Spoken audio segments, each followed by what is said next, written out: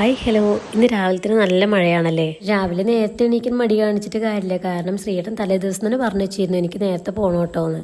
പതിവ് പോലെ ശീബോധിക്ക് വെക്കാനുള്ള ഒരുക്കം തന്നെയാണത്. രാവിലത്തെ ചായ പരിപാടി കഴിഞ്ഞാൽ പിന്നെ ഉച്ചയ്ക്കുള്ള നോക്കാനായി. അപ്പോൾ ഇന്നത്തെ വീഡിയോ എൻ്റെ ലഞ്ച് പ്രിപ്പറേഷൻ തന്നെ ആയിക്കോട്ടെ എന്ന് കരുതി. കർക്കിടകം 12 വരെ നമ്മൾ ചിക്കനും മീനൊന്നും കൂട്ടില്ല എന്ന് പറഞ്ഞിരിക്കുക കേട്ടോ. അപ്പോൾ പിന്നെ എനിക്ക് ഇന്ന് കോവയ്ക്ക ഉപ്പേരിയും മത്തൻ എലിശ്ശേരിയും കേട്ടോ. കർക്കിടക മാസത്തിൽ നമ്മൾ കർക്കിടക കഞ്ഞി ഉണ്ടാക്കാറുണ്ടല്ലോ. ഇപ്പം 3-4 ദിവസമായിട്ട് ഞാൻ ആ കഞ്ഞി ഉണ്ടാക്കി കുടിക്കാറുണ്ട് കേട്ടോ. കർക്കിടക കഞ്ഞി ഉണ്ടാക്കാനുള്ള കിറ്റ് വരെ നമുക്ക് അവൈലബിൾ ആണല്ലോ. ഞാനിവിടെ ചെറിയരിയും ഉലുവി ഇട്ടിട്ടാട്ടോ ഉണ്ടാക്കാറ്. അതിലേക്ക് കുറച്ച് നാളികേര പാലും കൂടി അങ്ങ് ഒഴിക്കും. മത്തനെലിശ്ശേരി ഞാൻ കുറച്ച് കറിയായിട്ടാട്ടോ വെക്കുന്നത്. എന്നാൽ പിന്നെ വേറൊരു കറിയുടെ ആവശ്യമില്ലല്ലോ. അമ്പൂസിന് ചെറുതിൽ ചോറ് കൊടുത്ത് തുടങ്ങാനായപ്പോൾ തന്നെ ഞാൻ മത്തനൊക്കെ കൊടുത്തായിരുന്നു കേട്ടോ.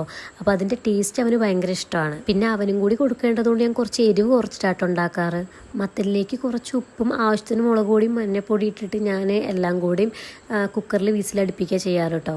മത്തൻ വേവാൻ പിന്നെ വല്ലാണ്ട് സമയമൊന്നും വേണ്ടല്ലോ. ഒരു 2 വിസിൽ തന്നെ അത് വേണ്ടിട്ടുണ്ടായിരിക്കും. പിന്നെ കോവയ്ക്കൊപ്പേരി അവൻ വല്ലാണ്ട് കഴിക്കില്ല കേട്ടോ. അതുകൊണ്ടാണ് ഞാൻ അതിൽ കുറച്ച് എരിവ് കൂട്ടിയിട്ടിട്ടുണ്ട്. പിന്നെ മത്തനെലിശ്ശേരിയുടെ അരപ്പിന് വേണ്ടിയിട്ട് നമ്മൾ കുറച്ച് നാളികേരവും പിന്നെ അതിലേക്ക് ചെറിയ ജീരകം ഇട്ടിട്ട് ചേർക്കുക ചെയ്തത്. പിന്നെ അതിലേക്ക് കുറച്ച് കടുകും നാളികേരവും കറിവേപ്പില ഇട്ടിട്ട് വറുത്തിട്ടു.